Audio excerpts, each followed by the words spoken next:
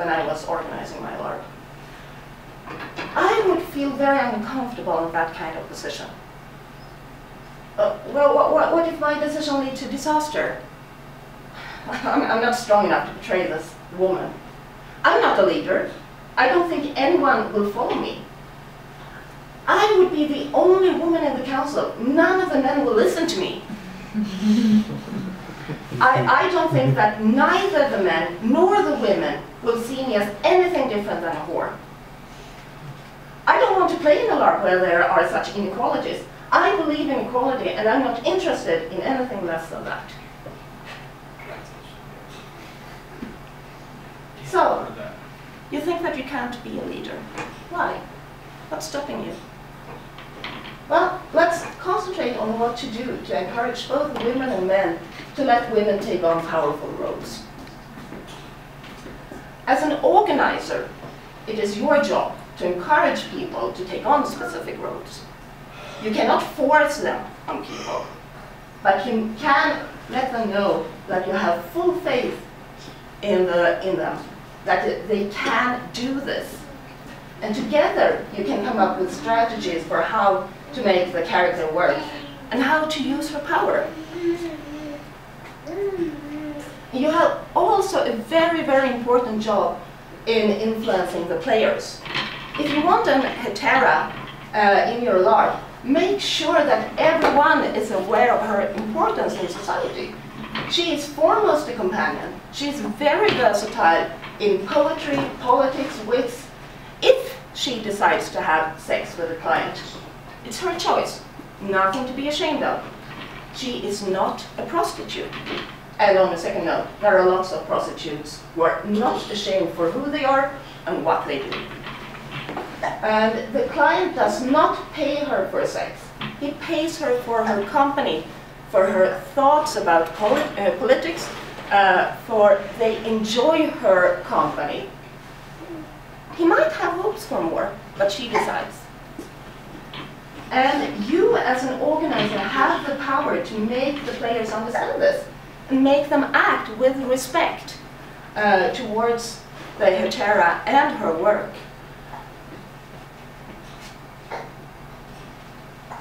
As a player with a powerful role, you're afraid of making that decision.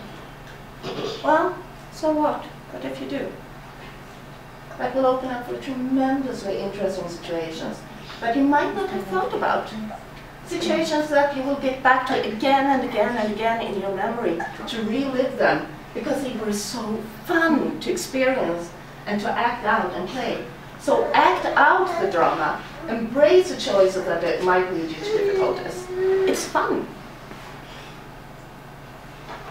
So we were talking about equality. Well, if equality is what you want, then in historical LARP, it's not actually the right place for you. History has never been equal, neither in patriarchal societies nor in matriarchal societies. So what you should be aware of, though, is that there will be inequality in the LARPs you attend anyway, because we belong to a society that is not yet equal. And sadly enough, that will show unconsciously, even with the best of intentions. So what we are talking about here, instead of equality, is women in power. That is not the same. So I'm not strong enough to betray this woman. Are you sure about that? Really sure? Because your own life has probably not been that easy.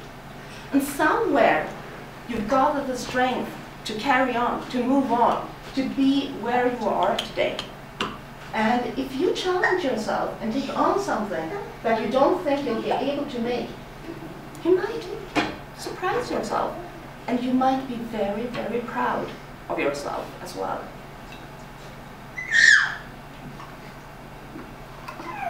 So what about this being interrupted and not being listened to? I think most women have encountered that. It's very good questions. And usually that was something to be expected back then. And depending on what kind of society the LARP is set in, you as an organizer can stress the woman's role so that the man has to listen to her or get decapitated. hesitated, or something like that. But there might be a society where you do not want this to happen.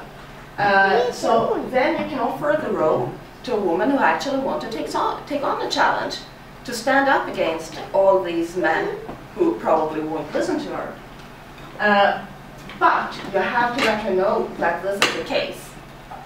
And if this is what you want, you can also bear in mind that if you choose the right woman, or the right woman stands up to take on this character, one strong-willed player can change the opinions of a whole bunch of stubborn characters. It's not easy. I haven't said that. It is also important that you talk to the male players as well, so they know how to treat the female players' characters, or how to not treat them.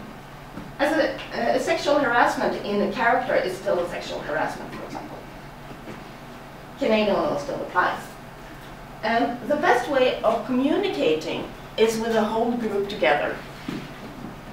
Don't be afraid to bring up difficult issues or subjects, because that's why you are there.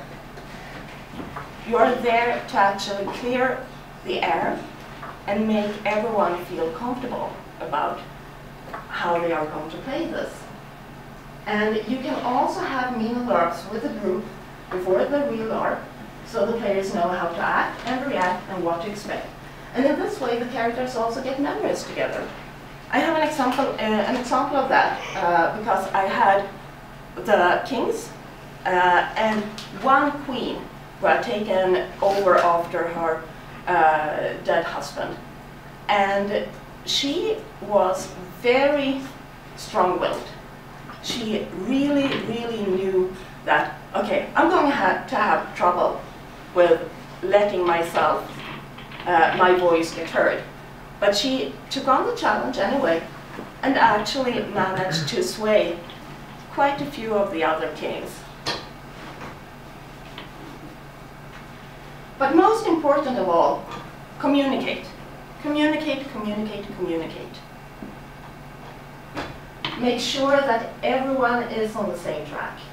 They have to know, everyone has to know exactly the same things when it comes to what a character means, how their job, like in Hetera, for example, what it's really about.